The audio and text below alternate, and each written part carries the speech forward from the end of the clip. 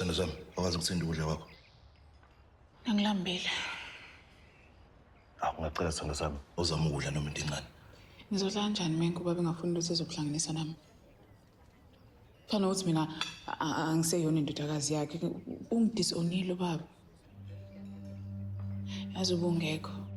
Awonanga indlela ngibuke ngayo bengathi ngiyamnyanisa. Ngiqala ukubona uphakathi wayo ephatheke kabuhlungu kanje. Baba wakho sathi ukuthela kwamanje. Uzodlulisa yonke lento le. Yazini, into engibona ukuthi fanele ngiyenze mina ukuthi angihambe ngekubaba wakho. Nami ngokhuluma naye ngixolise. Uyokhuluma nobaba? Uyazi ukuthi ubaba mengakubona ungena emagcikeni akho phakathi wayo ukuthi uzokwenzani ungayenzi leyo nto. Futhi ngiyacabanga ukuthi ubaba usakhathazekile ngoba phela uNdlovu akafuni ukuyamukela yonke lento ukuthi siphelile. Kodwa-ke ngineplan. Uthini no plan? Themba mina wena. Sithando sami, ngiyazi ukuthi uyazi. Futhi ngiyathemba ukuthi iplano nayo izosebenza. Sengicela wena ukuthi uyikhathaze ngayo yonke lento le. Uzophela engathi akaze kwenzeke. Sibakhombisa abazali bakho ukuthi mina nawe sithanda nokweqiniso. Okay? Ngikuthanda lokho. Nami ngikuthanda.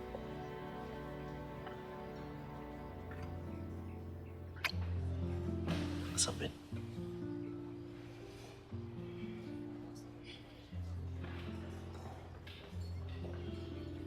Habe bafazi nangibonisa yini?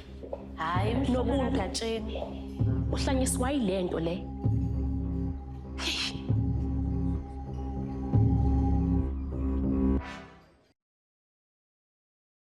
Sithando sami ubala abantu. Singabafazi baGatsheni futhi asikujabuleni nje neso ukwazi.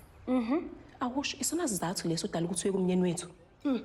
hawu khohlakele ntombi emva kwayo yonke into asekwenzela yona umyeni wethu yase ngiyabona manje udlala koGatsheni ngoba ilungele Ye waziphoqa lapho sesitshela ukuthi ungumJudiya olungileyo oyithandayo kanti intombazane engenasimilo nje. Elani labo mama. Hey, wena uzothula uthi sikhuluma nawe. Sezwana? yazi ngiyajabula wena ukuthi usheshe waziveza uwena ngoba umyeni wethu cishe wagileka la kuwo sis Awusho-ke usithathele isinqumo ngalokho okwenzayo manje. Sambe sithando sami. awunami Hey hambani sikufisela inhlanhla nikusasa elihle. Shona uhamba nalosoka lapho. Ha. Sinto uGatsheni. ufanele manje Njengamanje. Cela ukuthi kufanele ngimshuthele